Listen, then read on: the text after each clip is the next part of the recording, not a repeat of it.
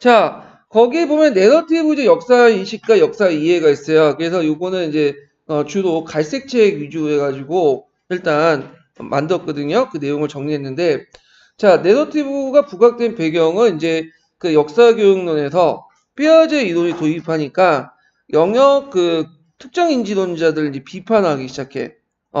너희들이 비판을 이제 뭐냐면, 그러니까 역사교육에서 삐아제 이론을 도입하니까 영역 교육자들이 비판을 하기 시작하죠. 그러니까 또 거기에 대해서 영역 그 일반론자들이 그 너희들 대안을 제시해봐라. 그러니까 제시한 것이 뭐냐면 내러티브예요. 내러티브. 자, 그래서 이제 그 이론적인 바탕은 뭐 역사 지식의 상대성, 담론의 역사, 그 다음에 텍스트의 영향을 받아서 해체적 읽기와 쓰기. 그래서 이제 있고, 그 다음에 이제 그 내러티브가 이게 용어가 상당히 다양해.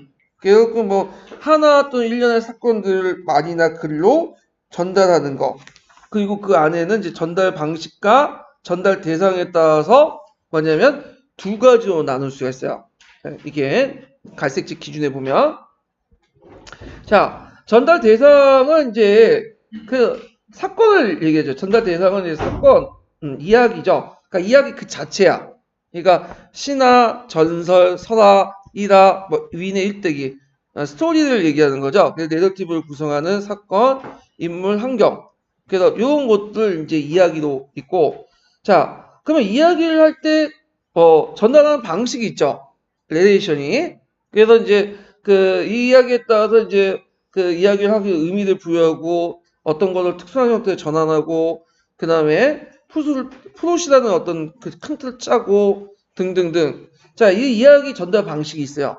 그러니까 이야기도 있고 그 이야기를 전달하는 사람이 있잖아. 예를 들어서 그 신화를 할 때 동명 상황이 있을 때 동명 상황을 전달할 때 일반 사람들이 얘기하는 것보다는 누가 설민석이 얘기하면 괜찮잖아. 왜 괜찮겠어요? 이거는 이야기가 괜찮은 게 아니라 전달 방식이 괜찮아서 그런 거야.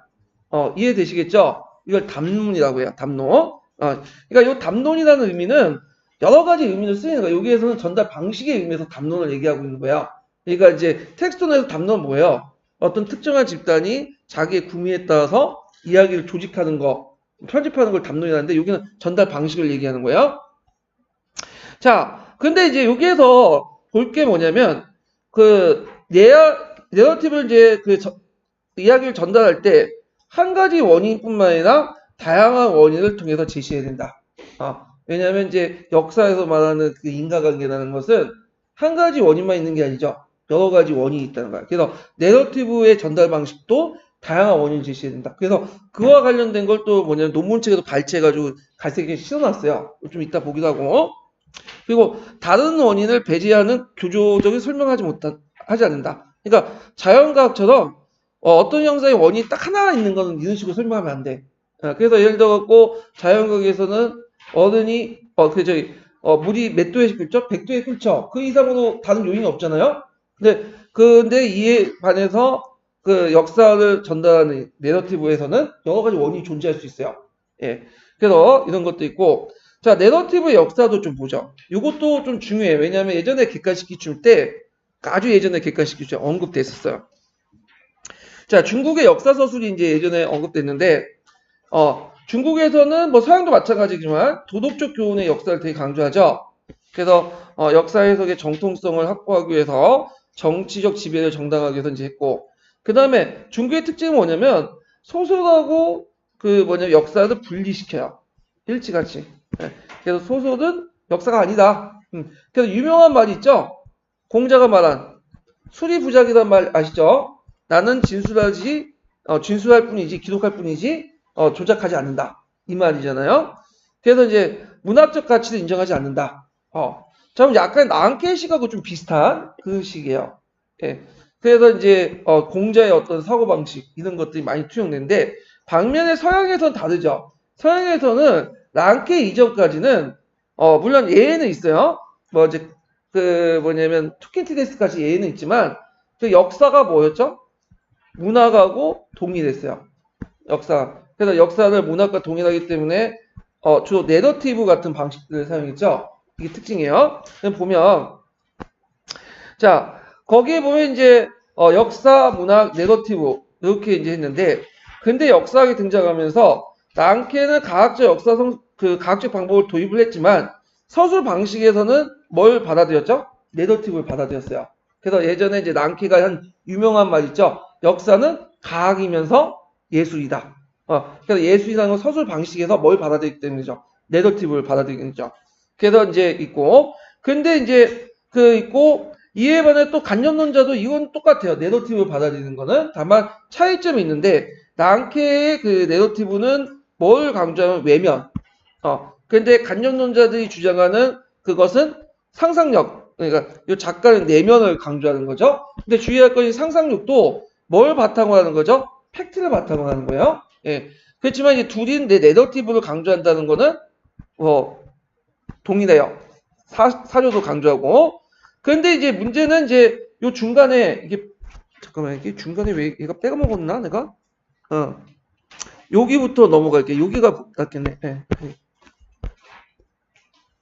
자, 20세기 들어오면서 이제 비판을 받는 거야.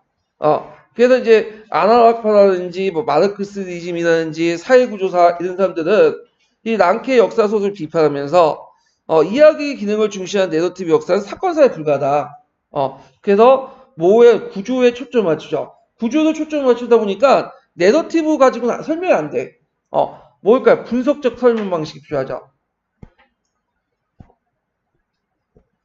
그래서 그 내러티브는 뭐야? 이렇고 이렇고 이렇고 이렇고 이렇고 이렇고 이런 식으로 얘기하는 거잖아. 내러티브 그 구조는 뭐냐면 프랑스 대혁명이 있으면 프랑스 대혁명의 원인은 뭐 첫 번째 원인이고 뭐 두 번째 원인이고 세 번째 원인이고 그래서 어떤 형상을 내서 좀 세분화된 원인을 제공해갖고 제시하는 거야. 그러면 내러티브보다는 뭘까요? 설명적 테스트가 낫겠죠. 이런 방식으로 분석적 서술 방식. 자, 그래도 이제 이런 거에서 이제 20세기 신사학에서는 이제 종전에 크로체라든지 랑케식의 어떤 내러티브를 버리고 이런 분석적이고 가학적인 서술 방식을 채택을 했어요. 근데 이게 이제 다시 2차 세계 끝난 후에 뭐냐면 포스트 모더니즘이 등장하면서 다시 예전에 비판받았던 내러티브가 뭐야? 부활이 되죠. 그러면서 이제 가학적 역사 분석 설명 방식을 이제 불신하고 그 다음에 인간의 주체 역할보다는 과학의 역사는 인간의 주체보다는 너무 구조적인 것들 강조한다. 그래서 대중화의 걸림돌이 된다. 그러면서 내러티브 부활을 내세우고 이것이 이제 어디와 연결되죠? 신문화사와 연결되죠. 신문화사. 그래서 신문화사는 이 내러티브 구조 속에서 이제 이야기식으로 이제 역사를 서술하기 시작해요. 그래서 그 밑에 있는 신문화사 작품도 있죠? 이런 것들 이제 보시면 돼요. 그러면 정리해서 얘기하면 자 정근대 시대 때의 그 서양의 역사는 곧 문학이 뭐죠? 역사죠. 문학이 역사예요. 물론 예외적인 사람이 있다고 했죠? 투킨티데스. 예예요. 그 다음에 랑케는 역사를 이제 가하고 봤죠. 근데 다만 서술 방식은 계속 뭘 사용했죠? 내러티브. 근데 이제 이에 와서 이제 신사학에서는 아예 내러티브를 부정하죠.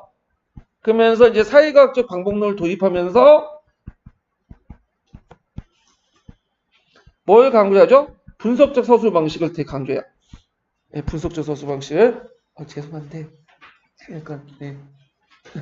아니 요걸 이렇게 해가지고 잠깐 어디 뭐 뒤에 이렇게 앉으셔가지고 하시면 될 것 같아요. 제가 눈이 비쳐갖고 자 그래서 이제 있고 그 다음에 포스트 모더니즘 이렇게 등장하면서 이게 이제 뭐냐면 다시 내러티브가 부활되죠. 네. 이런 것들 이제 기억을 해주시면 돼요. 네. 내러티브 부활. 네. 그래서 이제 이렇게 해서 이제 한번 내러티브의 역사를 좀 설명을 했고요. 그 다음에 내러티브의 특징과 장단점을 보세요. 이것도 이제 갈색 책에 있는 건데 제가 이제 갈색 책 내용을 좀 이렇게 좀 도식화 시켰어. 종전에 이제 설명적 테스트는 신사학에서 많이 사용했다고 했죠. 그래갖고 이제 프랑스 원인을 설명할 때 원인 1, 원인 2, 원인 3 이런 식으로 했어. 많이 보이는 테스트가 이제 설명적 테스트죠. 이건 어디에서 많이 볼까 지금? 교과서. 교과서에서 주로 이제 설명하는 테스트는 이제 설명적 테스트예요. 근데 내러티브는 이제 설명할 때 이런 식으로 설명 안 해요. 자, 여기 보시면 현상이 있으면 그거의 원인을 설명하죠. 근데 원인이 아까 얘기했지만 한 가지 원인이 아니라 뭐죠? 여러 가지 다양한 원인들 설명해. 그래서 A1을 뭐 설명을 A2, A3, 뭐 등등등. 그 다음에 또 형상 B가 있고 그 다음에 원인들 또 설명하죠. 원인 2, 원인 쭉 해갖고. 근데 이제 주의할 것은 여기 현상의 기술과 원인 중에 어느 게 더 중요할까요? 형상의 기술 더 중요시 여겨. 원인은 뭐냐면 그냥 부수적이에요. 부수적. 예. 그래서 여기를 더 중요시 여깁니다. 내러티브에서는. 예. 그래서 이제 있고 그래서 이제 그 예문이 갈색책이 나왔어요. 자, 예를 들어 갖고 우리가 이제 그 이집트 문화에 대해 설명하면 이런 거예요. 내러티브 이제 서술 방식 보면 사막 한가운데 세워져 있는 피라미드와 스핑커스의 모습은 언제나 우리의 끝없는 호기심을 자극한다. 몇천 년의 고대 이집트인들은 어떻게 그 거대한 건축물을 세울 수 있을까? 등등. 지금 이집트에 대해서 쭉 설명하죠. 여기 보면 피라미드가 나오고 스핑크스가 나오고 나일강 홍수가 나오고 등등등등이 나오잖아요. 개별적인 사실들이 쭉 나열되어 있죠. 그래서 마치 보기에는 난잡한 사실 나열처럼 볼 수 있지만 거기에는 어떤 특징을 공통적으로 가지고 있죠? 이집트 특징은 맥락 속에서 이해가 되는 거죠. 개별적인 사실들을 하나로 묶었어. 그래서 질서를 부여했죠. 그래서 여기 보면 주제와 사건의 다양성 내 통일성을 했다. 마치 뭐 피라미드, 스핑크스, 나일강 이렇게 다양성을 내세우고 있지만 실제로 뭘로 묶어냈다? 이집트 문화의 특징이라는 통일성을 모사해서 해석했죠. 예. 그래서 이제 다양성 내 통일성으로서 묶어낸다. 이게 서술 방식이에요. 그러면 요 또 예를 든 게 또 이제 밑에 있는데 자, 거기 보면 예시 2번을 보면요. 자, 이거는 예시 2번을 보여주면서 이제 되게 긴데 비잔티움 역사를 지금 설명하고 있어요. 이게 갈색책이거든요. 요거는 좀 기억을 해도 왜냐면 기출 예문으로 나왔어요. 기출 예문으로. 그래서 비잔티움 역사는 부패와 허약함으로 얼룩진 불명예했던 시기에 있었다. 그래서 황제는 정치에 불만을 가진 대중들은 폭동을 일으켰다는 해서 경기장 3만 명 학살되기도 했다. 니케의 반란이죠. 그때. 그 다음에 뭐 서유대 군대의 약탈로 콘스탄티노를 함락한 적이 있다. 뭐 그래서 맨날 이제 비잔틴 역사를 쭉 설명하고 있는데 자 그러면 그 내용을 보면 거기에 들어갈 키워드를 보면 대중폭동, 서유군대 약탈, 이슬람 격퇴, 서유 역사의 조건 등등등 이런 개별적인 사실들 있죠. 그러면 이건 다양성이죠. 이렇게 그래서 그렇지만 통일성도 있어.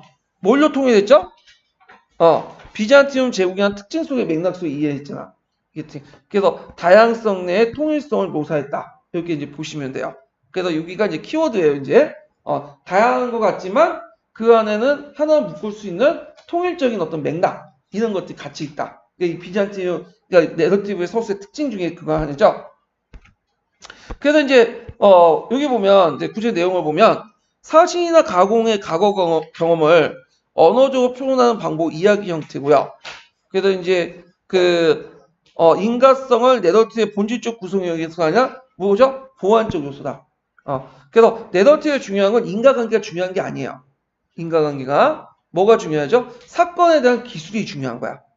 사건에 대한 기술. 그리고 개별적인 행위와 사건들이 단순한 묘사가 아니라 아까처럼 좀 어떤 유의미하게 연속되어 있는 거죠. 어떤 그 개별적인 사실들이 다양성 내에 포괄되는 거죠. 이렇게 있고 그 다음에 아동들에게 수용될 수 있는 역사적 이해의 발판을 제공하고 있고 자, 내러티브의 특징은 다양한 시점을 사용해. 그래서 보통 설명적 테스트는 전지적 작가 시점을 사용해요. 전지적 작가 시점이 뭐죠? 마치 자기가 모든 걸 꿰뚫어 볼 수 있는 신의 시점으로 본 거야. 근데 여기는 전지적 작가 시점뿐만 아니라 1인칭, 2인칭까지 다. 그러니까 자신을 내세우거나 어떤 특정한 인물을 내세워. 그러면 1인칭이나 뭐 2인칭이나 이렇게 내세우기 때문에 뭘까요? 의도, 뭐 의지, 이런 등등 인간을 내세우죠. 인간의 의도나 의지를 알 수 있죠.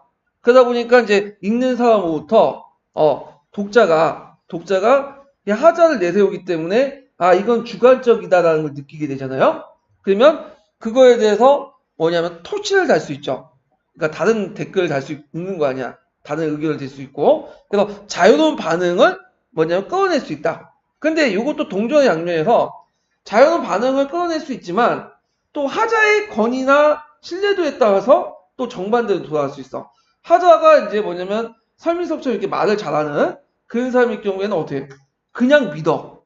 자율성의 지시성에 부과라는 거 있죠. 자의적 지시성 부과. 그래서 그냥 믿고 아니면 박근혜나 이명박처럼 뭐 전혀 못 믿어. 그러면 아무리 팩트를 얘기해도 안 믿으려고 해. 그래서 이 동전 양면이 있어요. 이게. 예. 근데 여기에서는 저는 이제 하자의 존재를 갖추지 않고 표현했기 때문에 다양한 반응을 이끌어낼 수 있고 그 다음에 아까 의도와 행위를 드러낼 수 있다고 했죠. 그래서 요거는 남색책에 있는 내용인데 그래서 요게 있어요. 내러티브는 의도와 행위를 강조하죠. 필립 2세, 뭐 브라운. 근데 설명 방식 구조를 강조할 경우에는 뭐 인과 법칙이나 이런 것들을 강조하기 때문에 인간의 의도와 그 행위를 드러낼 수 없어요. 이런 게 있고 자, 그 다음에 하자의 인종, 계급, 성이 서술 영향에 미친다는 걸 인정하고 하자의 권위를 내세우지 않는다. 그래서 이제 있지만 실제로 이제 이거는 동적 양면이라고 했죠. 만약에 내세울 경우에는 근데 믿는 경향도 있다. 그 다음에 나 1인칭을 포함한 역사적 사실, 객관적 사실 아니라 이제 뭐냐면 역사의 구성물이라는 걸 독자들에게 강조하죠. 그래서 설명적 테스트는 거기에 권위에 도전할 수 없죠. 마치 객관적인 사실인 양 얘기하니까. 근데 이건 주관적인 것들처럼 얘기하니까 많은 반응을 또 익힐 수 있다. 그래서 독자는 역사가의 글을 상대하고 자기 스스로 의미를 구성할 수 있다. 뭐가 가능하죠? 비판적 읽기와 쓰기가 가능하는 거죠. 예. 그래서 비판적 읽기와 쓰기가 가능하다. 그래서 그 논문을 이제 예시가 있어요. 이건 녹색책, 갈색책에 있는 내용인데 자, 1930년 미국의 남서 대평원에 휩쓴 장기간 흙먼지 폭풍에 대한 두 개의 역사 소설이다. 그거는 강인하고 용기 있는 사람들의 이야기다. 그들은 가난하고 찌든 패배자가 아니라 의지에 찬 미래의 건설자들이다. 등등등 해갖고 이제 서술 내용이 있어요. 자, 그래서 이제 여기 보면 첫 번째 그는 흙먼지 폭풍의 자연재해를 위해 생존의 인간 승리와 공동체 승리를 모사한 방면 두 번째는 자, 인간의 실패사를 기록하고 있죠. 그러니까 첫 번째나 두 번째나 다 뭐죠? 내러티브와 관련된 거야. 네. 그러면 이제 여기에서 이제 그 내러티브를 읽을 때 이제 이런 것들을 읽을 때 요게 뭐 의심의 여지 없이 매우 중요한 불행하게도 그럼에도 기록은 확실치 않다. 이런 표현들 썼죠. 이거는 설명적 테스트에 쓰인 태도가 아니죠. 설명적 테스트는 마치 객관적인 언어들만 쓰잖아요. 요거는 뭐예요? 이건 매우 주관적인 내용들이 들어가 있는 거죠.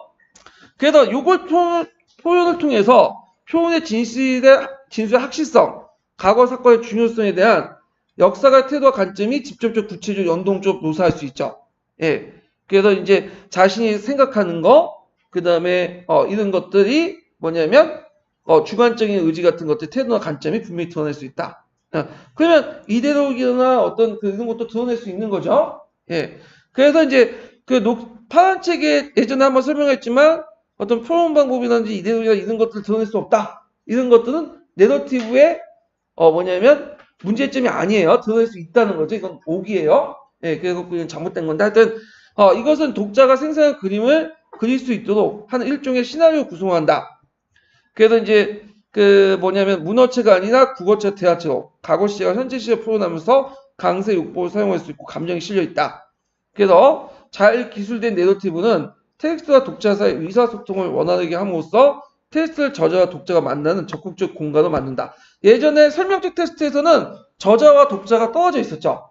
저자의 얘기를 독자가 그냥 받아들이는 거잖아. 근데 이제 이 그 텍스트 아니 내러티브에서는 저자와 독자가 서로 연결돼 가지고 저자의 말을 그대로 받아들이는 게 아니라 독자가 나름대로 재해석하는 거야. 비판적 읽기가 쓰기가 가능한 거죠.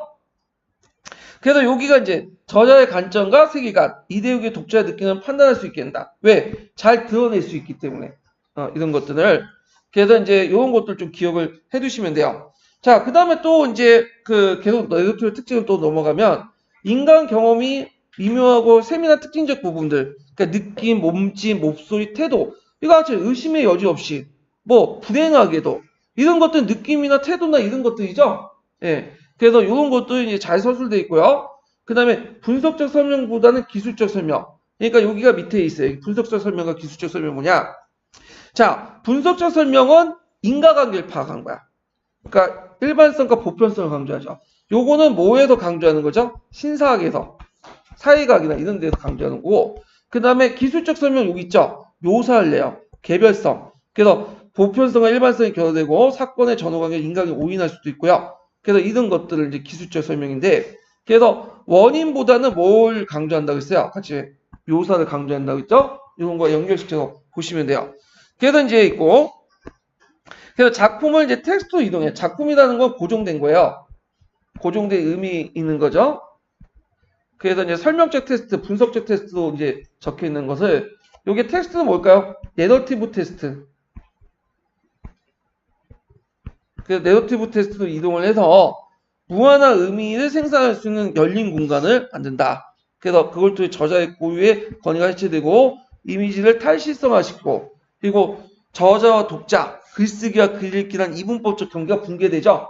그 대표적인 게 이제 그 네이버나 다운의 댓글도 보고 뭐 뉴스 올라오면 거기다가 뭐 댓글 다 보고 그 독자들 거기에다가 막 쌍욕도 하고 그러잖아요. 예. 그리고 또 이걸 또 보고 기자가 와가지고 또 자기 또 기사에 반영하고. 근데 요즘에는 그게 안 된 것 같아. 그 기자들이 쓰면 그냥 밑에도 욕을 달고 그 막 비판하면 기자들 무시하고 자기 뜻대로 막 쓰고. 물론 기자들 힘이 있나 위에서 편집국에서 내려오니까 싸우고 하는 건데 하여튼 뭐 이런 이분법적 경계가 붕괴된다. 자, 그 다음에 요번에 시험 문제 나온 것이 이제 파란 책에도 나와 있고 그다음 녹색 책에도 몇 번 나오겠지만 이거죠. 예. 네 가지. 뭐 아동에게 문화적으로 친숙할 뿐만 아니라 역사를 흔히 사용한 수단이다. 그 고유 계도 이건 또 외워 두셔야겠죠? 이거. 그다음 학문적 방향성 제공. 그다음 문제점은 예전에 한번 언급했죠? 요거 이제 파악을 해 두시고 이거는 자, 문제점의 대처 방안이 있는데 요건 좀 얘기할게요. 자, 요게 아까 이제 그 문제점에 이제 보면 여긴 안 나왔지만 자의적 진실성에 부과라는 게 있어요. 요번에도 이제 내러티브의 문제점 쓰다할 때 이게 있는데 자의적 진실성의 부가 뭐예요? 건의는 하자가 마치 그렇게 얘기를 해버리면 그냥 믿잖아. 그래서 객관적 지시를 파악할 수가 없죠. 그럴 경우에 이제 뭐냐면 이게 이런 문제점을 대처하기 위해서 제시한 게 뭐냐면 낯설게 하기야. 브레이트라는 사람이 제시한 낯설게 하기인데 이 낯설게 하기는 어떤 거냐면 이런 거예요. 이게 원래 역사학에서 사용했던 기법은 아니야. 연극에서 사용했던 거야. 브레이트가 연극 이론가인데 왜냐하면 이제 연극을 하다 보면 주인공이 뭐냐면 동화돼요. 어느 순간에 주인공의 뭐냐면 말이 절대적인 없고 그 입장에 동화되거든요. 영화나 그러면 물론 이제 연극이니까 이제 가능하지만 이제 객관적으로 파악할 수 없잖아요. 문제는 그러니까 이제 이게 연극이고 만들어지고 그 다음에 주인공의 입장에서 그 이야기가 서술된 걸 좀 객관화시키기 위해서 중간중간에 뭐냐면 내레이션을 줘요. 내레이션. 그래갖고 이거는 어쩌고 설명을 해주는 거야. 드라마도 보면 가끔씩 보면 내레이션을 이렇게 읊어대잖아요. 근데 별 인기는 없더라고요. 하여튼 내레이션이 들어가고 그 다음에 줄 같은 것들 의도적으로 표현해. 그러니까 줄이나 무대 장치 같은 걸 보여줘. 그러니까 이거는 연극상이다. 그래서 객관화시킬 수 있도록 이렇게 보여주는 게 낯설게 할게요. 이것을 어디에 도입을 했냐면 그 당시 내러티브 서술 방식에 도입을 한 거야. 왜냐면 거기에 매몰되니까. 그래서 이제 얘는 보여준 것의 의미와 그다음 감정이입의 의미. 그래서 이제 자기가 알고 있는 만큼 보여주고 관객으로부터 한계를 인식시켜주고 그 다음에 관객은 배우가 표현한 인물과 사건이 하나의 해석에 불과하다라는 걸 인식시켜주는 거죠. 그래서 이제 이런 것들, 감정이입적인 측면에서 이제 보는 것은 진리로, 그러니까 배우가 보는 만큼 보게 되고 줄거리 자체 감정이입 때 진리를 인식하는데 그걸 수동적으로 전략하는 이것을 메꿔주는 게 보여주는 거야. 예. 그래서 이 감정이입을 해서 내러티브, 이거는 뭐와 연결돼요? 자의적 진실성과 연결되죠? 내러티브. 이 내러티브의 문제점하고 연결돼서 자의적 진실성의 부가. 연극하는 때 이제 내러티브와 관련된 것이 이제 감정이입인데 이 감정이입적인 어떤 모습들이 내러티브의 자의적 진실성국에 그대로 보여준단 말이야. 그래서 이걸 보여주는 것의 의미를 통해서 이런 자의적 진실성의 부과를 개선시킬 수 있다. 이 장치가 뭐냐면 낯설기하기다. 이렇게 보시면 돼요. 그래서 감정이입은 연극에서 하는 건데 이와 비슷한 게 내러티브의 자의적 진실성의 부과고 그리고 이것을 보여주기 방법으로 해갖고 극복할 수 있다. 이렇게 이제 보시면 돼요. 자, 그런 것들이 있고요. 그 다음에 뒤에 넘어가서 요게 또 이제 갈색치기에서 이제 또 보면 내러티브를 보는 관점이 있어요. 이것도 되게 중요하죠. 왜 중요할까요? 시험문이 나왔기 때문에 중요한 거죠. 예전에 객관식 때 갈색책에 나와 있는 문학적 내러티브와 역사적 내러티브를 보여주면서 두 개를 비교하는 문제가 나왔어요.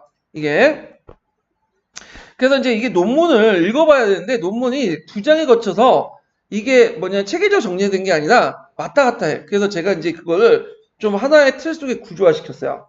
여기 보면 자, 문학적 내러티브와 역사적 내러티브 중에 자, 구조와 이야기를 얘기하죠. 구조는 프로시야, 담론이야. 예, 이거는 그 전달 방식하고 관련돼 있어요. 담론이고. 자, 이야기는 그 자체야. 팩트야. 팩트를 바탕으로 한 이야기. 뭐 동명서나 시나 뭐 등등. 자, 문학적 내러티브와 역사적 내러티브 이제 보는데 일단 기본적인 방향 얘는 문학적 내러티브는 역사가 뭐다? 문학이라는 거야. 그 객관적 사실은 알 수 있다 없다? 알 수 없다는 거야. 대표적인 사람이 누굴까요? 하이트 같은 사람이죠. 역사학자들 얘기하는 게 아니에요. 역사 철학자들이나 아니면 문학 이론가들 얘기하는 거고 역사적 내러티브는 역사다. 문학이 아니다. 그러니까 문학하고 내러티브 역사는 다르다. 이렇게 중요해요. 그래서 역사 나름대로 내러티브가 존재한다. 문학적 내러티브가 다른 이렇게 주장하는데 자 예를 들어서 이제 문학적 내러티브 구조와 이야기 중에 관계에서 어디를 강조해요? 문학적 내러티브는 구조를 더 강조해요. 전달 방식, 담론. 근데 역사적 내러티브는 이야기를 강조해. 그래서 예를 들어 설민석이 얘기를 하잖아요. 설민석이 뭐 어떤 특정한 신화를 얘기하고 그 다음에 뭐 어떤 역사의 팩트를 얘기해요. 근데 설민석 얘기할 때 자기 나름대로 풀어서 얘기하죠. 그럼 풀어서 얘기하는 게 구조고 그냥 그 이야기 소재 레시피가 뭐야? 이야기죠. 그러면 이야기가 옳고 그르나가 중요한 게 아니야. 대중들은 어디가 관심 있어요? 이 설민석이 풀어낸 그 구조 담론에 관심이 있어. 그러면 이게 뭐예요? 이건 문학적 내러티브가 되는 거야. 이해되시겠죠? 근데 그 역사학자 입장부터 설민석 얘기 들으면 존나 말은 좀 그런데 그 유튜브에서는 존나라는 말 못 쓰게 해서 손나라고 하더라고요. 자, 하여튼 설민석 보면 좀 약간 말도 안 되는 소리 하는 거지. 왜? 팩트가 안 맞아. 경종이 고자가 됐다는 그걸 마치 사실처럼 얘기하잖아.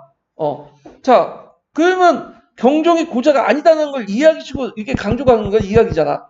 그러니까 설민석을 비판하죠. 왜? 이야기를 강조하기 때문에 팩트를. 이해되시죠? 이거는 역사적 내러티브예요.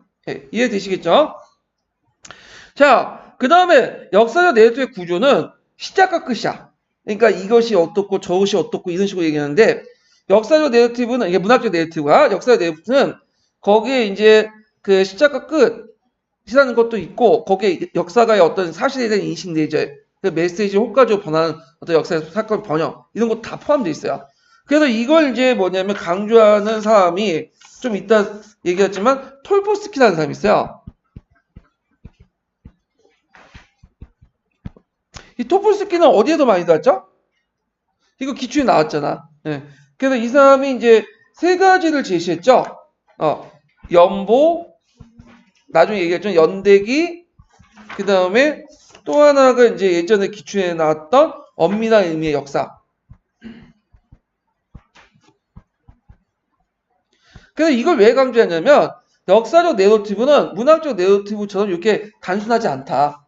뭐가 개입됐다는 거야. 역사적 사실들, 이거 역사적 사실 전달할 때 어떤 역사가 인식이 내재돼 있다. 그래서 이걸 이제 강조하기 위해서 이 톨포스키 이론이 나온 거예요. 그게 예전에 06년인가 5년인가 기출에 나왔어요. 자, 그 다음에 문학적 내러티브는 언어의 역할에서 구성과 발견이 있는데 구성을 강조하죠. 만들어졌다. 이 구성이 말고 그 문학적 내러티브는 발견 또는 이걸 다른 말로 포상이라고 하죠. 포상 얘기했죠? 언어가 딱 할 때 머릿속에 떠오르는 것이 사시는 거. 이 포상이에요. 자, 전달 방법은 이제 과거의 역사적 맥락을 생각할 때 현재인의 입장이 저자의 입장에서 해요. 그 역사적 사건을 재창조하고 전달하죠.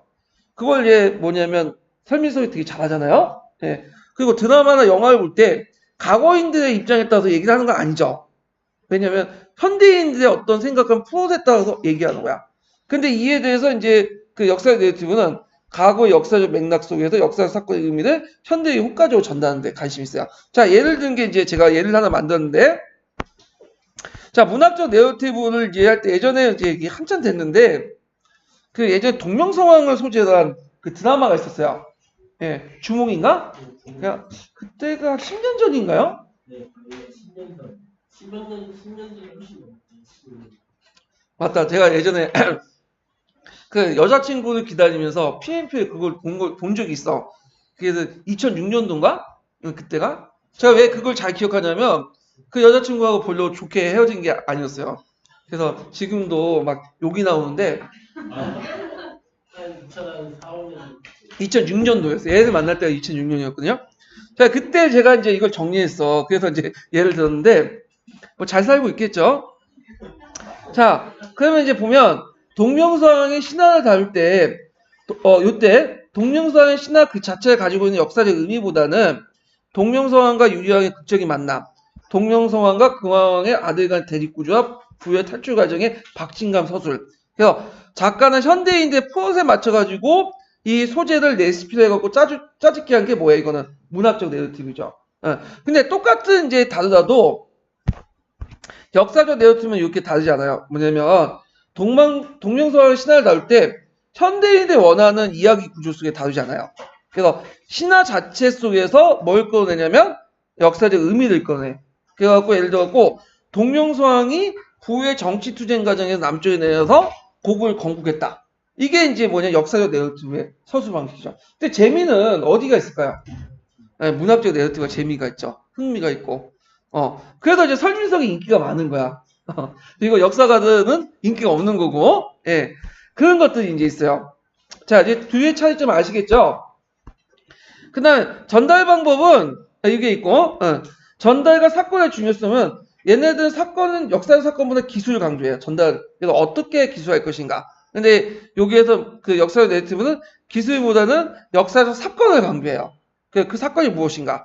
그 다음 포상의 의미는 아까 이제 언어를 통해서 나타난 거라고 했죠, 포상은.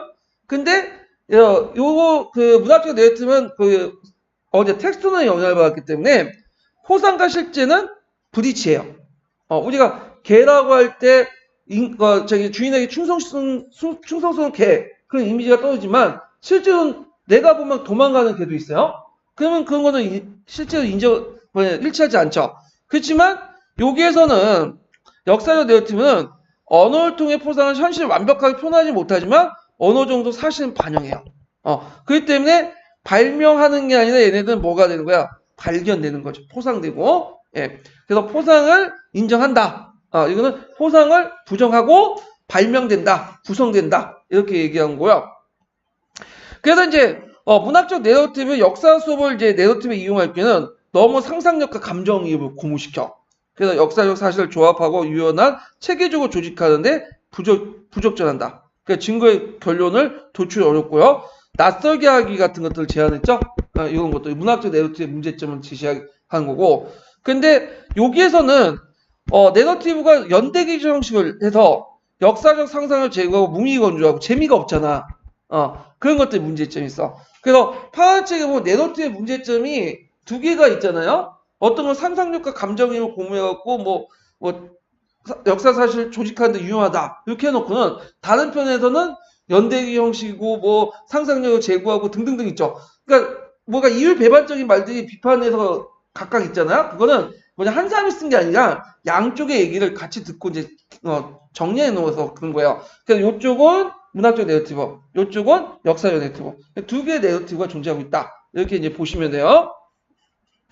자, 그래서 이제 한 번 더 내용을 보면 문학적 내러티브는 그 내용의 사회적 맥락보다 구성 형식에 있고 하이트가 대표적인 사람이죠. 하이트가 무조건 나오면 이게 문학적 내러티브, 뭐 텍스트론 이렇게 연결시켜서 보시면 돼요. 그래서 이제 개별적인 사건을 하나로 묶는 역사적 내러티브, 사건 자체보다는 그 사건을 어떤 그 구도화돼 기술할지 이런 것들을 되게 강조한다. 문학성을 강조하고. 그 다음에 내러티브 내용은 대상이 꼭 이야기며 시작과 끝 연결이 중결이 불가하다. 이렇게 보죠. 근데 역사적 내러티브는 구성 방식을 중요한 내러티브 이론을 비판하고 그 뭘 강조해요? 내러티브의 독자성, 이야기 중심 이런 것들을 강조해요. 그래서 이야기 자체를 강조하죠. 그러니까 담론이나 표현 형식보다는 그래서 이야기 안에서 내러티브 구조를 포함 이야기 내에서 그 뭐냐면 내러티브 구조를 포함해서 내러티브 구조 속에 있는 이야기 구조를 위해 정해진다. 그래서 이게 이야기 안에 내러티브 구조가 포함되어 있고 이렇게 내러티브 구조는 이야기 구조에서 정해진다. 그러니까 외부에서 만들어진 플롯에 의해서 덧씌워진 게 아니라 이야기 자체에서 구조를 끌어내죠. 이게 이제 그 예를 든 거예요. 자, 그래서 구성보다 발견을 강조한다. 그리고 사회적 맥락, 내레이션 이유, 그 내레이션 등등등을 고려한다. 그리고 형식적 구조에 집착하지 않고 아까 말한 것처럼 이것이 일어났다 저것이 일어났다 그 외에도 뭐가 들어가 있다 그랬죠? 내재적인 어떤 그 관점 이런 것도 같이 들어가죠. 이런 것도 이제 보시면 돼요. 자, 그 다음에 이거에 입각한 이제 구체 예가 이제 톨보스키 이론이에요. 이거 예전에 기출문에 나왔던 거죠. 이거 꼭 기억을 해야 되는데, 자, 톨보스키 이론을 이제 크게 연보, 그 다음에 연대기, 엄밀한 의미 역사 이 세 가지가 있어. 그 연보는 이제 사건을 기술한 거죠. 네, 기술. 그리고 여기는 연대기 기술에다가 뭘 한 거야? 의견을 집어넣은 거고, 요거는 기술, 의견, 뭐 이런 것들이 이제 같이 있는데, 자, 요거는 뭘까요? 이거는 누구의 입장에서 쓴 거죠? 현대 그 당시 당대인의 관점에서 쓴 거야. 당대인의 관점에서. 이게 1차 사조, 2차 사조 구분하면 어디에 해당할까? 이거는 1차에 해당하겠죠. 그러니까 엄밀한 의미의 역사는 뭐가 당대인의 관점이 아니라 이 사건이 끝난 후 후대의 관점에서 반영된 거죠. 자, 그래서 이제 이거는 1차와 2차 중에 어디에 해당할까요? 2차 정도에 해당하겠죠? 그래서 이제 연보는 이제 보면 1939년에 9월 1일에 독일군은 폴란드를 침공했다. 그냥 객관적 사실들 기술한 것 같죠? 그렇지만 그 안에는 연보를 기록한 당대의 세계관, 인간관, 역사의식이 반영됐다. 물론 이전 사건이나 이런 것들을 활용하지 않았지 꼭 객관적으로 역사적 서술을 한 것처럼 보이지만 당대의 세계관, 인간관, 역사의식이 반영돼. 왜 그 말이 나왔을까요? 자, 1939년 9월 1일에 사건이 독일군이 폴란드 침공한 것만 있을까요? 아니죠. 거기에 되게 많잖아. 어떤 애가 뭐 자기 뭐 결혼식도 있을 거고 장례식도 있을 거고 그런 것들 되게 많을 거 아니에요. 근데 그 수많은 사건 중에 요걸 기록했다는 거는 이게 중요하다고 생각하니까 기록하겠죠. 그러면 뭐가 들어갈 수밖에 없어요. 세계관, 인간관, 역사의식이 반영될 수밖에 없죠. 그러니까 객관적 사실 자체를 선택을 했지만 그 선택 기준 자체에 뭐가 들어갈 수밖에 없다? 세계관, 인간관, 역사의식이 반영될 수밖에 없다. 자, 그 다음에 두 번째 연대기는 그 연보가 이제 단순히 기술뿐이죠. 거기에 뭐가 플러스된 거야? 자신의 의견이 개입된 거야.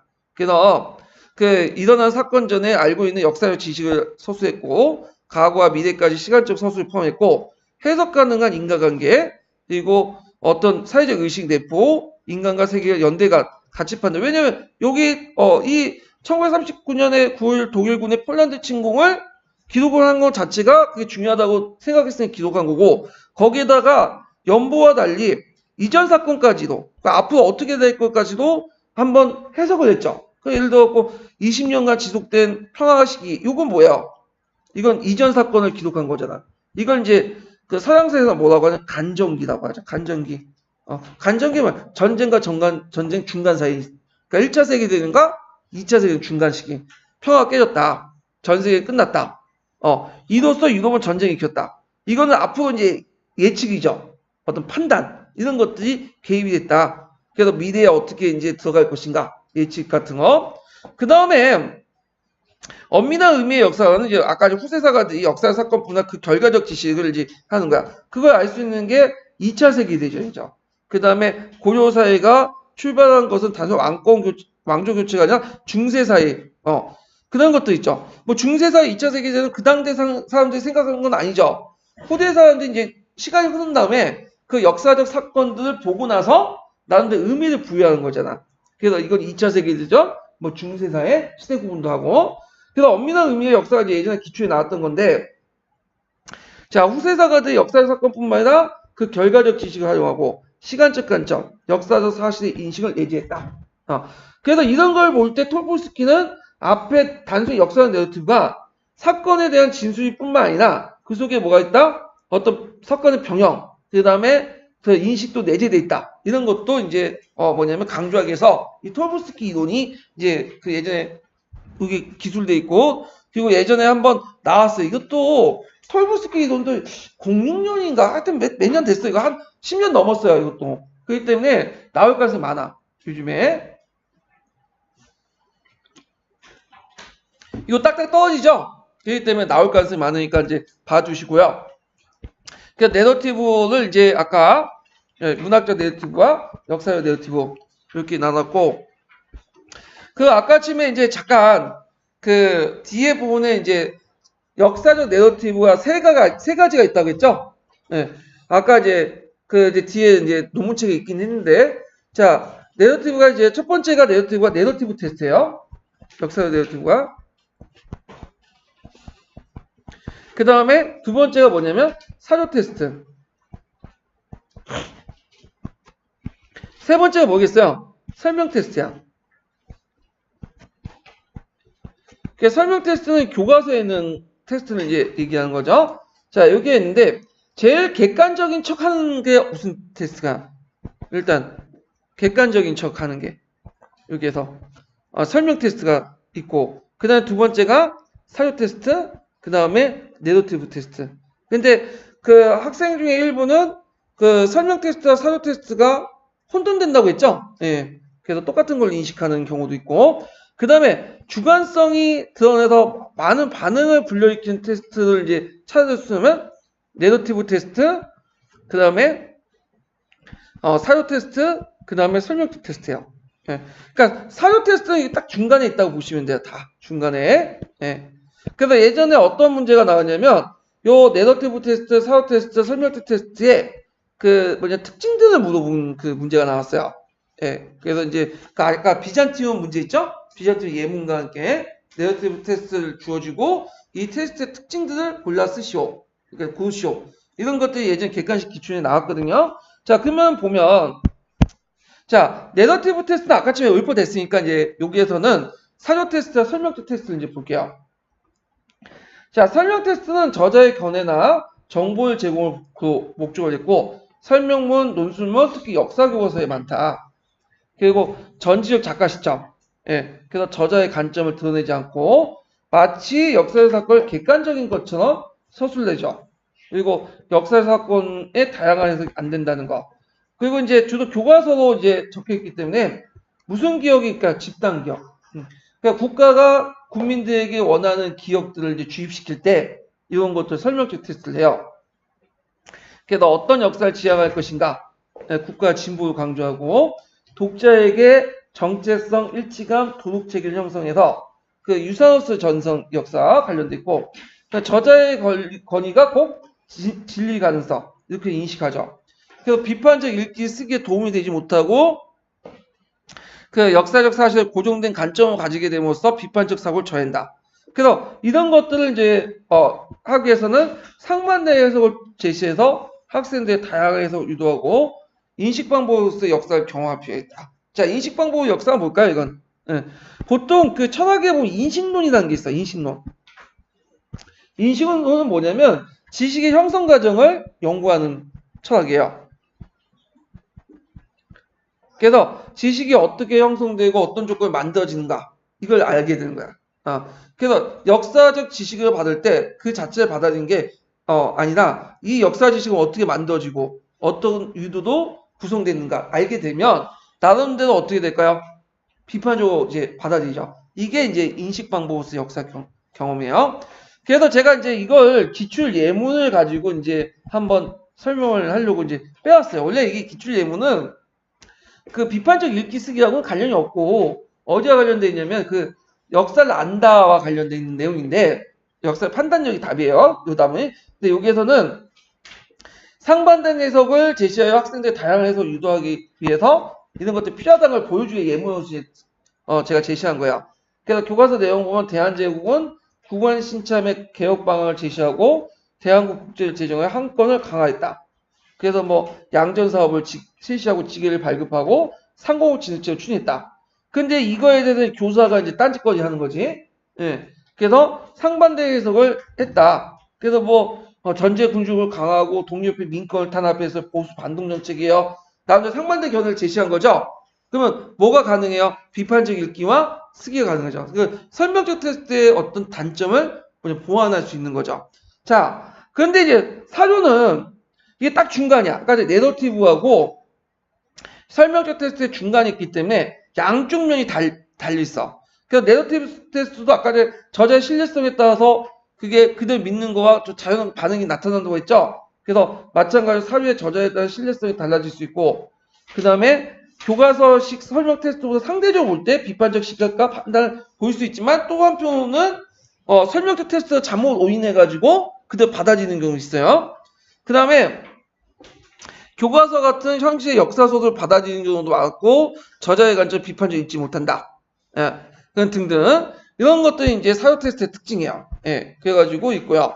자, 그래서 이제 이렇게 해서 대충 뭐냐면 갈색 책에 있는 내용들, 그 내러티브에 있는 내용들을 한번 쭉 해갖고 훑어봤어요. 그러면 이제 그 관련된 논문책을 보죠. 5장하고 6장 있는데, 자, 일단은 210페이지 잠깐 펴보세요.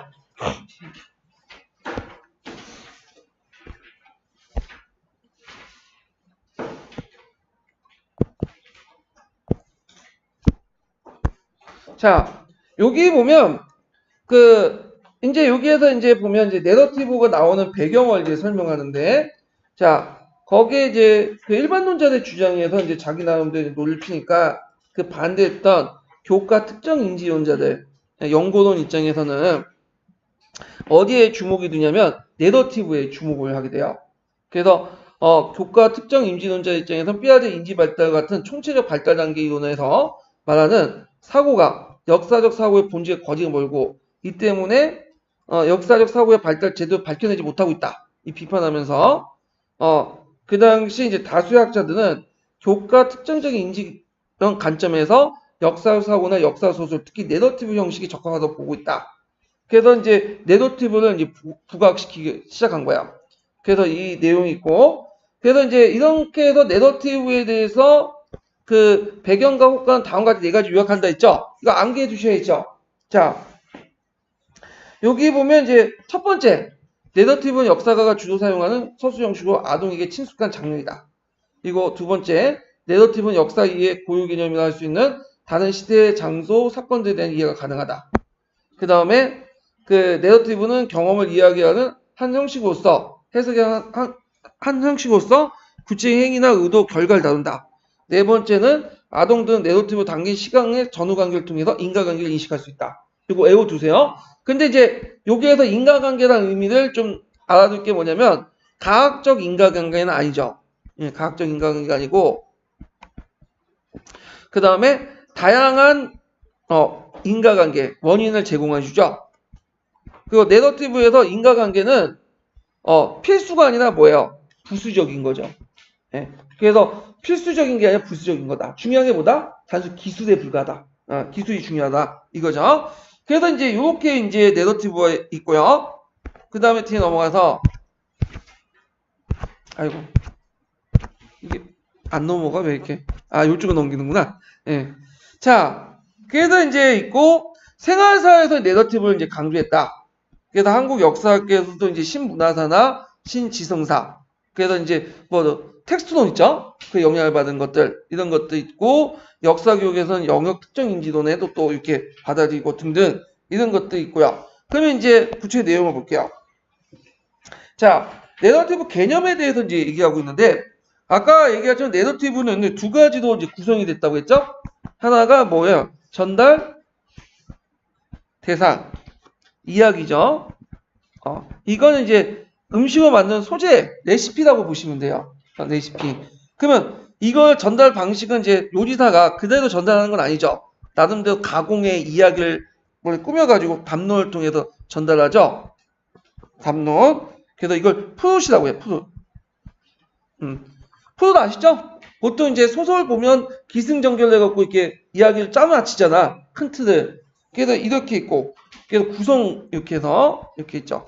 그래서 전달 방식과 이야기. 그래서 아까처럼 했지 이야기를 강조하는 상대 이야기를 강조하면 이건 뭐가 되는 거야? 역사적 내러티브가 되는 거고, 내러티브 중에 전달 방식, 담론이나 프롯이나 구성 이런 것들을 강조하는 거는 뭐죠? 문학적 내러티브가 되는 거죠. 상대적으로. 자, 그러면 이제 보죠. 앞문장은 내러티브의 정의가 나와. 내러티브 정의. 내러티브란 하나의 또는 일련의 사건이나 글이나 말의 형태로 전달되는 거, 또 글의 말에 의미한다. 그래서 이제 이게 일종의 내러티브 정의가 있고, 그다음 내러티브는 아이고 여기 안 넘겨져. 네, 이쪽으로 넘기네. 네. 두 가지가 있죠. 전달 대상, 네. 스토리와 전달 방식 두 가지 있다. 자, 그래서 이제 여기에서 일반적으로 사건은 이야기, 스토리, 담론, 전달 방식 담론이라 한다. 그러니까 우리가 생각하는 담론도 있지만 여기에서는 전달 방식으로 담론을 얘기하는 거야. 그러니까 담론이라는 말이 중의적인 의미가 있어. 그러니까 이거는 어떤 그때마다 맥락적으로 어떤 말을 이해를 하셔야지 어떤 특정한 의미 가지고 접근하시면 안 돼요. 담론은. 자, 이야기는 첫 번째 의미의 이야기는 내러티브를 구성하는 사건, 인물, 환경 등을 포함하며 두 번째 담론은 이야기를 말하고 표현하는 제시하는 내레이션을 포함한다. 이렇게 있죠. 자, 그래서 이제 이렇게 해서 있고 그 다음에 밑에 내용을 이제 보면 역사적 내러티브의 뭐 구성 내용으로서 이제 사회적 맥락보다 구성이 있는데 이건 각자 읽어보시고요. 예. 그 다음에 이제 쭉 넘어가서 여기 자 인과적 요소가 있어요. 자 내러티브는 인과적 설명처럼 원인과 결과를 직접적으로 연결하거나 다른 원인을 배제하는 교적 설명하지 않는다. 그러니까 이건 쉽게 말해서 원인을 몇 가지가 있다는 거죠. 여러 가지가 있다. 이걸 얘기하는 거야. 그래서 그 예문을 이제 들었죠. 이기백에 이제 얘기를 들면서 여기에서 이제 뭐냐면 농민의 생활 어려움, 사회 내부의 음성적인 저항, 그냥 도적화 등등등을 소수하고 있고 그거에 대해서 이제 앞에 있는 사건, 뒤에 있는 사건들이 뭐 영향을 주고 인과관계를 맺고 있다. 그래서 이와 같은 원인들은 필연적 결과가 아니라 하나의 여러 가지 나타나는 결과고 그 원인도 여러 가지 원인이 나타날 수 있죠. 그래서 이런 것들이 이제 일종의 내러티브다. 이렇게 이제 얘기를 하고 있어요.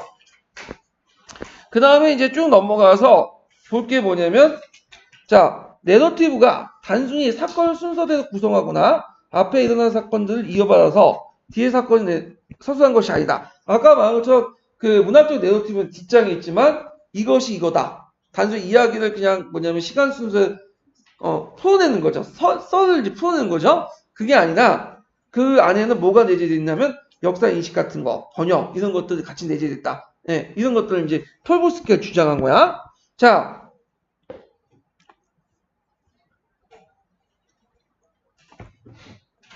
톨보스키가 들고 있는 4대 3가지 유형이 있죠.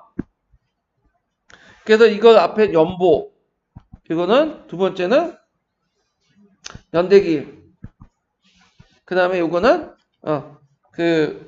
엄밀한 의미의 역사.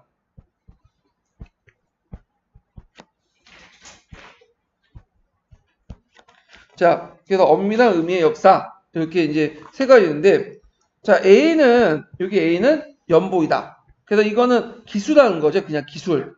예. 그렇지만 연보는 당대 사람들이 일어난 사건들 순서대로 기록한 것이다. 그렇지만 연보가 기술하지만 그때 이걸 왜 선택해서 기술에 따라서 뭐가 작용될 수 있어? 당대 세계관, 인간관, 역사의식이 반영되어 있다.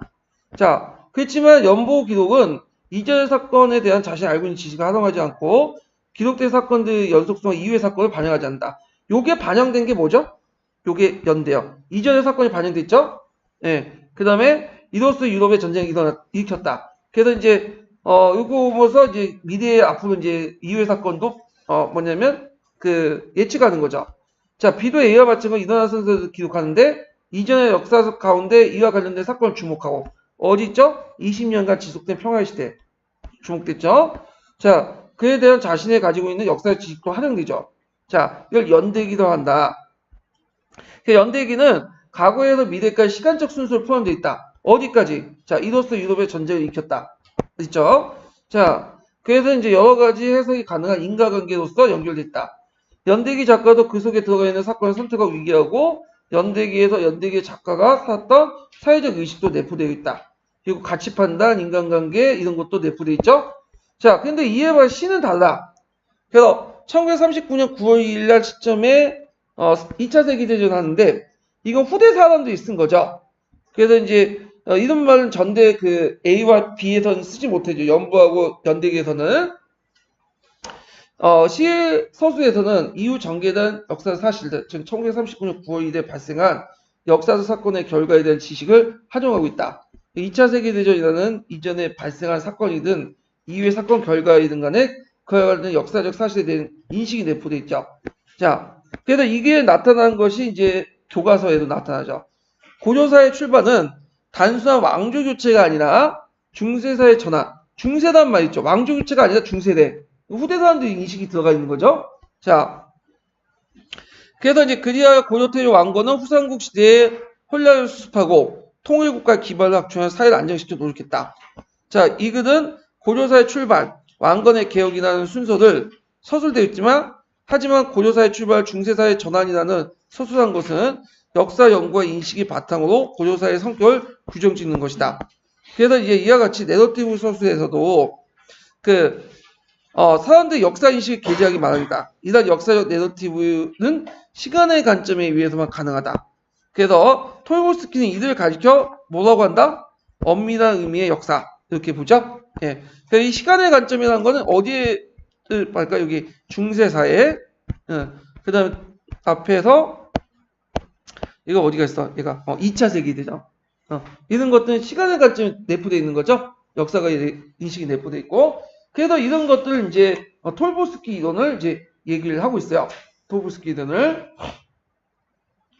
자, 그래서 이제 있고, 그래서 이제 이런 것들은 역사가 다른 역사를 바탕 역사의식을 반영을 한 거고, 그래서 좀 더 이제 문학적 내러티브가 아니라 역사 내러티브에 뭘 강조한다? 독자성을 더 부각시킨다. 이렇게 보죠. 그래서 이제 그 역사도 일반적인 픽션과 마찬가지로 사건 행위에 대한 내러티브냐, 픽션과 가장 큰 차이점은 내러티브 등이 내러티브든 나 듣는 사람은 간에 모두 과거 실제 일어났던 사실을 표현한 걸 받아들이는 거야. 이런 거를. 자, 사실이다. 그래서 이제 과거에 일어났던 사실이 꼭 역사적 사건이다. 이렇게 해서 역사적 내러티브는 기본적으로 역사적 사건들의 서술 형식에 따라 얼마든지 잘 구성되지보다는 이야기 성격의 내용을 얼마나 잘 되는지 초점맞죠. 아까 얘기처럼 잘 만들어진 프로세에 의해서 구성된 게 아니라 뭐다? 그 이야기가 팩트냐 안 팩트냐 그게 중요하다는 거야. 예. 그래서 설민석식의 어떤 내러티브는 지향일까요? 지양일까요? 지양이죠. 예. 그래서 이런 것보단 반대쪽으로 생각하시면 돼요. 예. 그런 것도 있고 따라서 역사적 내러티브의 성격은 담론의 구성 형식보다는 그 소재인 상권에 관심이 있다. 그러니까 얼마 요리를 잘하느냐 아니라 그 레시피에 관심이 있는 거야. 레시피에. 근데 반대로 문학적 내러티브는 그 레시피보다는 뭔가 그 레시피를 막 잘 조립을 해가지고 얼마나 맛있게 만드느냐 거기에 관심이 있는 거야. 그러니까 대중들이 맛있으니까 흥미니까 더 좋아하는 거지. 거기에도 이제 차이가 나는 거죠. 자, 그래서 이제 이렇게 해서 이제 톨브스키 이론에 대해서 쭉 얘기를 했어요. 예. 그리고 이제 다음 주부터 이제 뒤에 붙은 하이트의 이론이 어떻고 그러는데, 자, 일단은 한번 좀 읽어보죠. 자, 어디를 보냐면, 뒷장 넘어가서 217페이지 잠깐 보세요.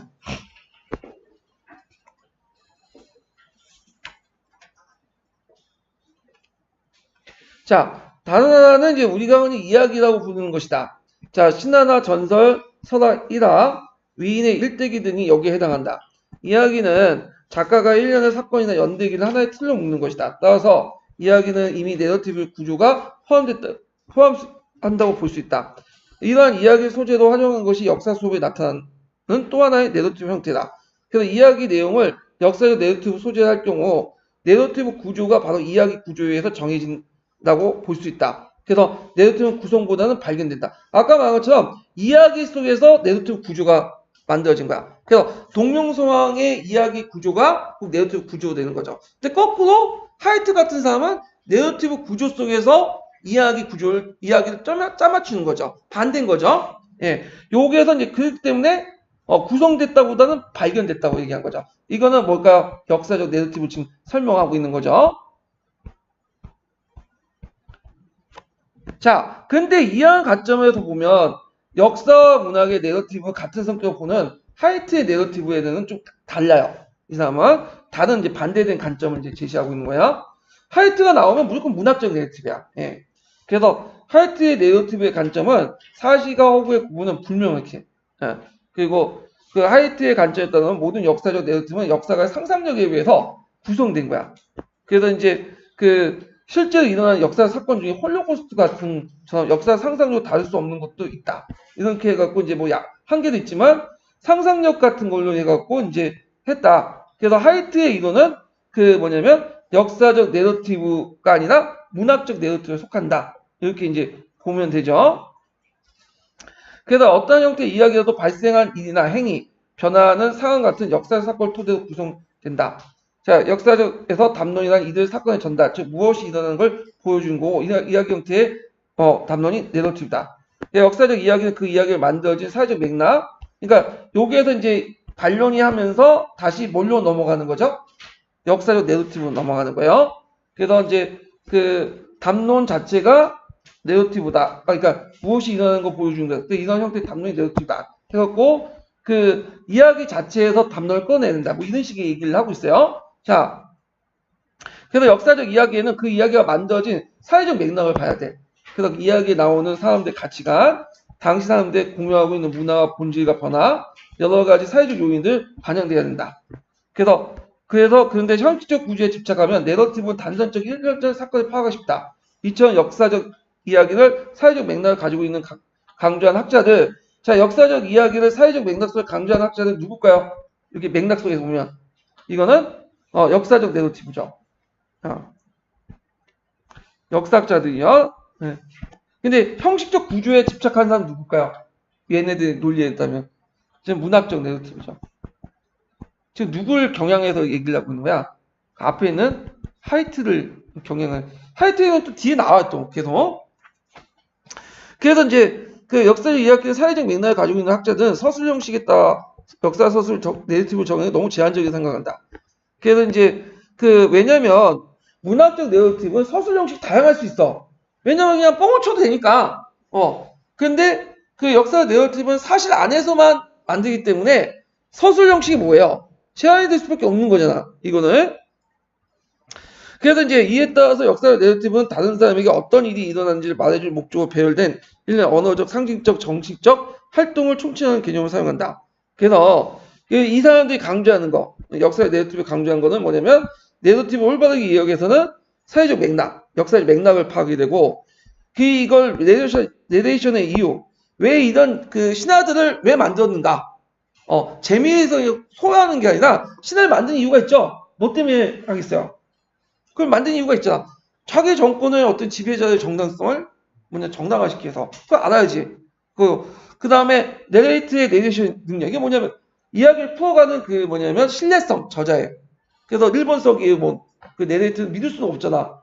이런 능력들, 신뢰성, 이런 것들이 있다. 이런 것들 이제 같이 기억을 해 두시면 돼요.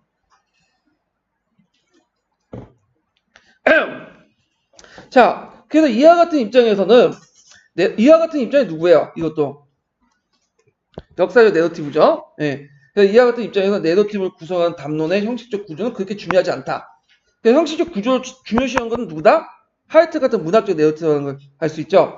그래서 내러티브의 기본 구조는 의뢰 이것이 일어났다. 그은 다음에 저것이 넣어놨다는 형태로 띄게 마련인데 이것도 중요하지만 요거 플러스 내러티브 구성에는 더 중요한 것은 메시지를 효과적으로 전달할 수 있는 이야기나 역사적 사건을 변형한 것도 중요하다. 이것서 내러티브 기본 구조에 대해서 그 문학적 내러티브가 좀 다른 의견을 가지고 있는 거죠. 예. 그래서 이제 여기까지 해가지고 이제 있고 그 다음에 뒤에 보면 뭐 그 내러티브의 역사 수업의 형식들이 나와요.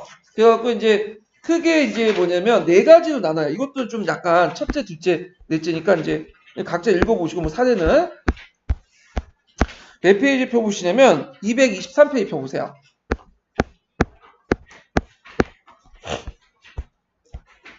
자, 내러티브 형식은 네 가지가 있어요. 시험 문제는 안 나왔지만 쓰라고 나올 수 있으니까 일단은 이렇게 좀 보시면 자, 네, 여기에서 이제 수업 사례를 각자 읽어보세요. 시간 관계에서 제가 잘 읽지는 못해요. 자, 첫 번째 수업의 소재도 이런 수업 소재였어 내러티브예요. 예, 있고 그 다음에 두 번째는 세 수업 모두 교사의 설명으로서 이루어진다. 네, 이게 있고요. 그 다음에 이제 세 번째는 실제 수업을 다룬 내러티브 해갖고 수업 내용으로서 있죠. 그 다음에 뒤에 있으면 내러티브가 이제 뭐냐면 그 수업 자체 역사 인식에 영향을 미치죠. 그래서 이제 요거는 역사 인식 도구로 쓰는 내러티브예요. 그러면 내러티브에 만약에 그 형식을 써라 하면 내러티브 수업 소재에서 내러티브 이거 쓰시면 되고 두 번째는 뭘 쓰겠어요? 교사의 설명이 진행된다. 그래서 여기에서 내러티브는 담론 형식으로 내러티브예요. 그 다음에 세 번째는 수업 내용 자체로서 내러티브고 네 번째는 인식 도구로서 역사 인식 도구로서 내러티브죠. 그러면 잠깐 설명하면 자 수업 소재로서 내러티브는 뭐냐면 아까 말한 것처럼 이건 뭐죠? 레시피야, 스토리야. 예. 그래갖고 이제 이걸 내러티브 볼 수 있고 담론 형식은 뭐야? 전달 방식이죠. 설민석이라고 생각하시면 돼요. 예. 이렇게 이제 수업을 진행되고 그 다음에 실제 수업의 내러티브 같은 경우에는 어떤 거냐? 자, 요거는 이제 뭐냐면 수업 내용을 의미해요. 수업 내용.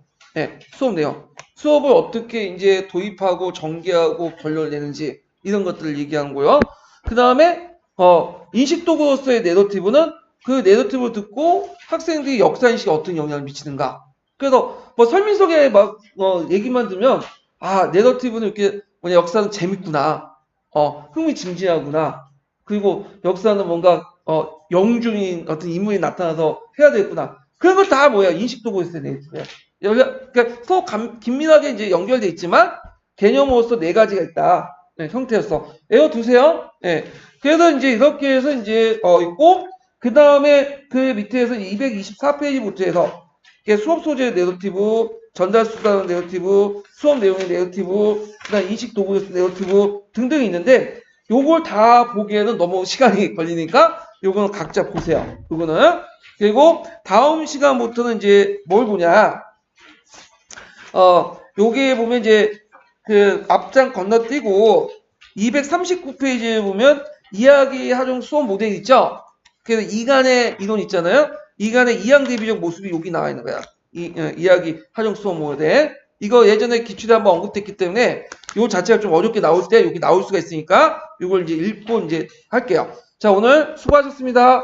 감사합니다.